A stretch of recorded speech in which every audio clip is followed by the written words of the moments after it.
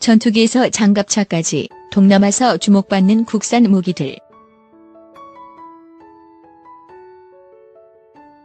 수요에 맞춘 무기들 제안하면서 상당한 실적 거둬 러시아, 유럽, 중국 공략 거세져 추가적 조치 필요 지적 FA-50, KT-1, 블랙폭스 블랙파크스. 최근 몇 년 동안 동남아시아에 수출된 국산 무기들이다.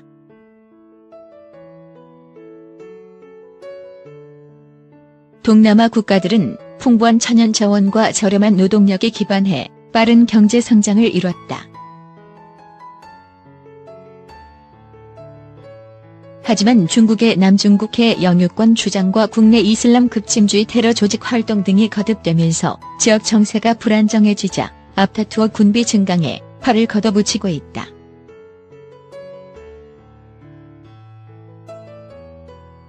스톡홀름 국제평화연구소 SIPRI 자료에 따르면 2013에서 2017년 세계 40대 무기 수입국 중 인도네시아 10위, 베트남 11위, 싱가포르 21위, 미얀마 36위가 포함될 정도로 동남아의 군비 증강은 증가 추세를 보이고 있다.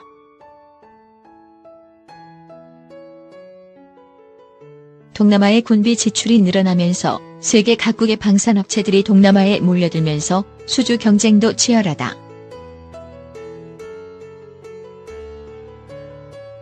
우리나라도 동남아 국가의 수요에 맞춘 무기들을 제안하면서 상당한 실적을 거두고 있다.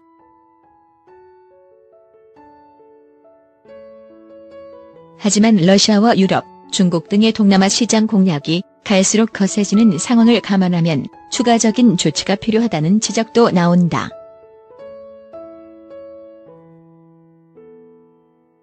항공기에 장갑차, 군함까지 믿고 쓴다. 주요 국산 무기 중 동남아에 대한 의존도가 가장 높은 분야는 항공기다.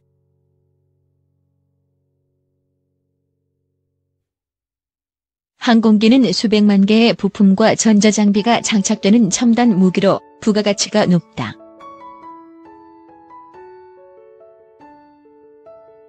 SIPRI 자료에 따르면 2008에서 2017년 세계 무기 거래액은 2,780억 달러였는데 이 중 항공 분야가 43%로 가장 큰 비중을 차지했다. 한국항공우주산업 카이가 생산하는 T-50 계열 항공기는 지금까지 64대가 수출됐다. 이 가운데 동남아 국가인 태국 12대, 필리핀 12대, 인도네시아 16대가 전체 판매량의 3분의 1을 차지한다.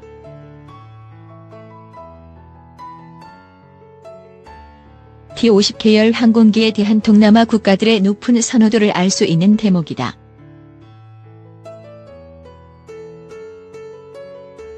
T-50을 경전투기로 개조한 FA-50 12대를 189억 페소 4,284억 원에 도입한 필리핀은 2017년 이슬람 국가 IS 소탕 작전에 투입했다.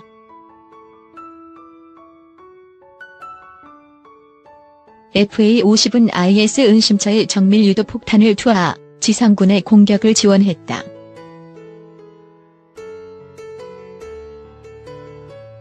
인도네시아는 지난해 11월 T-50 제작사인 카이와 기존에 도입한 T-50I 훈련기에 레이더와 기총을 장착하고 KT-1B 초등 훈련기 3대를 구매하는 계약을 체결했다.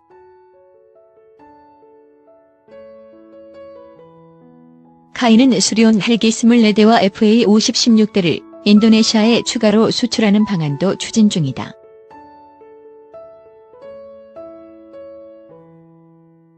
유럽 업체들의 전유물로 여겨졌던 함정 분야 진출도 늘어나는 추세다.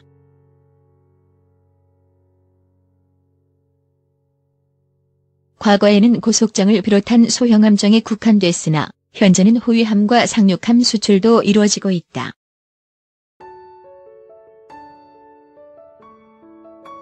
남중국해 영유권 분쟁과 해적 소탕 작전 증가 등으로 함정 소요가 이어지는 것도 호재다. 실제로 인도네시아가 2007에서 2011년 도입한 마카사르급 상륙함 LPD 8,400톤급 4척 중 2척은 한국 대선조선에서 건조됐다. 대선조선은 2003년 탄중 달펠레 상륙함 LPD 1만 1,300톤급을 인도네시아에 판매한 바 있다. 인도네시아는 잠수함 3척을 구매했으며 3척 추가 구매 가능성도 높다. 필리핀은 현대중공업에 인천급 호위함을 개량한 호위함 2척을 발주했다. 지상 분야에서는 장갑차의 강세가 두드러진다.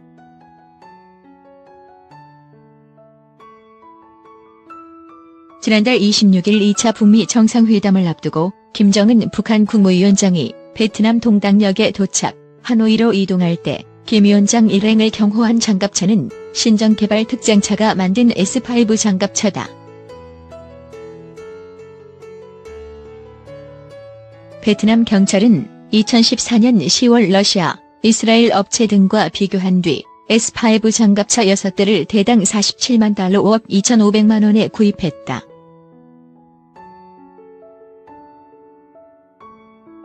수량은 적지만 러시아와 밀접한 베트남의 장갑차를 판매한 것은 상당한 의미가 있다는 평가를 받고 있다. 시가지 테러와 폭동 진압, 경호 등의 용도로 개발된 S5 장갑차는 현대자동차 5톤 트럭을 기반으로 만들어진 경찰용 장갑차다. 2명의 승무원을 태운 채 시속 100km의 속도로 달릴 수 있으며 다이너마이트 TNT 6.8kg 수준의 폭발을 막아낸다.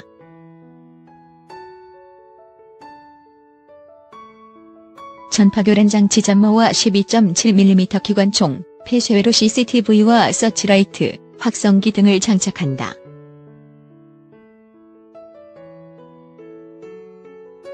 S5 장갑차는 베트남 외에도 인도네시아 44대, 말레이시아 4대에서 운영 중이다. 일본 토요타 랜드크루즈에 기반해 신정개발 특장차가 제작한 S3 장갑차도 2017년 인도네시아에 23대가 판매된 바 있다.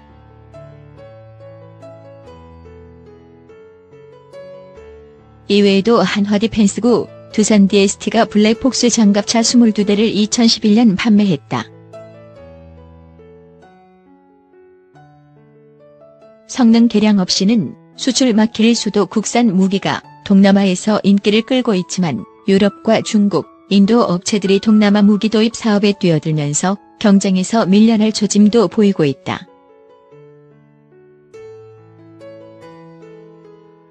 대표적인 사례가 말레이시아의 신형 전투기 도입 사업이다.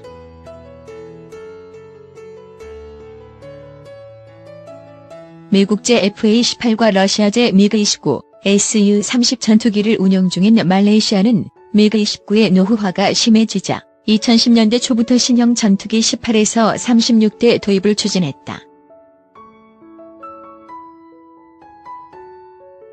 처음에는 유럽 에어버스의 타이푼, 프랑스 다소의 라팔 등 최신 전투기가 거론됐으나 예산 부족으로 사업 지연이 거듭되면서 도입 규모를 10여 대로 줄이고 저렴한 소형 전투기를 구매해 기존의 호크 108과 MB 339cm 경전투기를 대체하는 방향으로 선회했다.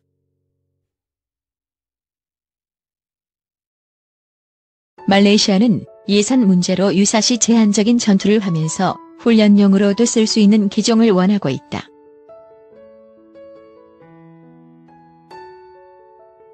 카이의 FA-50이 유력한 후보로 떠올랐던 이유다.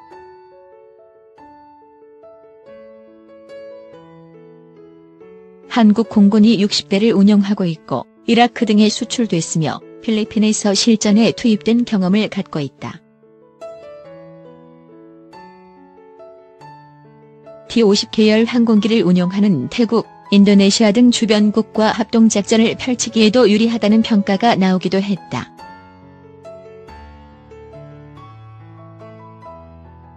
이에 말레이시아는 올해 초 카이에 제안 요청서 RFI를 보내는 등 FA-50 도입에 관심을 표명했다. 경쟁 기종으로는 이탈리아 레오나르도 M346, 인도 힌두스탄 항공 헬테자스, 러시아 야코블레프 약-130이 거론되지만 파키스탄의 JF-17 전투기가 더 유리하다는 평가가 나온다. 중국이 기술 개발을, 파키스탄이 생산을 맡아 제작된 JF-17은 미그 21 전투기를 대체하는 시장을 노리고 만든 염가형 전투기다. 야간 공중전 등에서 제약이 있지만 대당 가격이 2,500만 달러 284억 원에 불과할 정도가 저렴하다.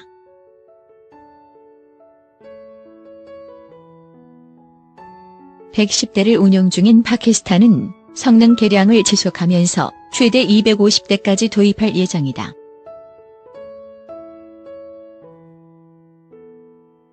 파키스탄은 JF-17 블록 3형을 말레이시아에 제안하고 있다.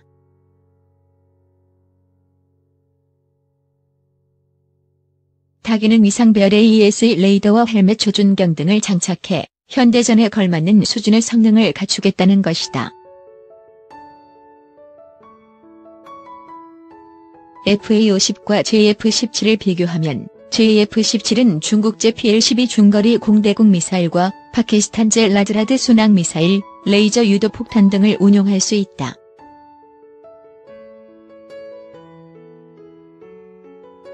최대 공격거리가 300km 이상이다.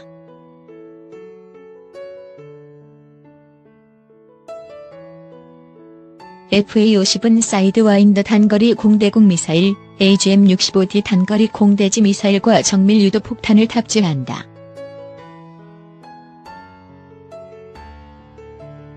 최대 공격거리가 20km에 불과하다.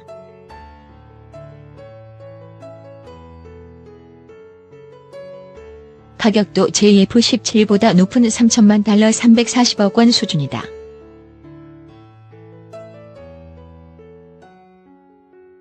다만 JF-17에 탑재되는 러시아제 RD-93 엔진은 사후 관리와 유지에 적지 않은 비용이 소요될 가능성이 있다.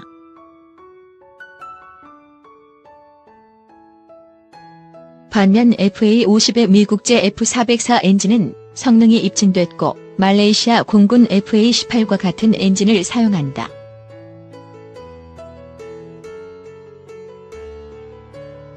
말레이시아 전투기 도입 사업 기류가 급변하면서 국내에서는 무기의 성능을 높여 수출 시장에 내놓는 작업이 필요하다는 지적이 제기된다.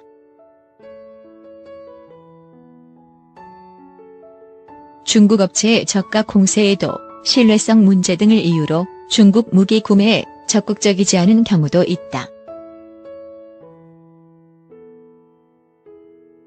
미국이나 유럽제 무기는 가격이 높아 선뜻 구매하기 힘든 상황에서 한국제 무기는 가격이 다소 높아도 중국제를 대신해 선택할 수 있는 옵션이 된다.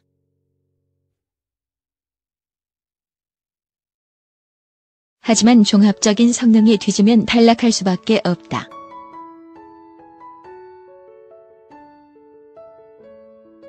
FA-50의 경우 사거리 60km인 유럽제 아스람 중거리 공대공 미사일이나 사거리 400km인 타우러스 K2 장거리 공대지 미사일 등을 장착, 무장을 강화하고 레이더를 교체하는 작업이 이뤄진다면 이슬람 국가를 포함한 제3세계 수출에 큰 도움이 될 것으로 전망된다.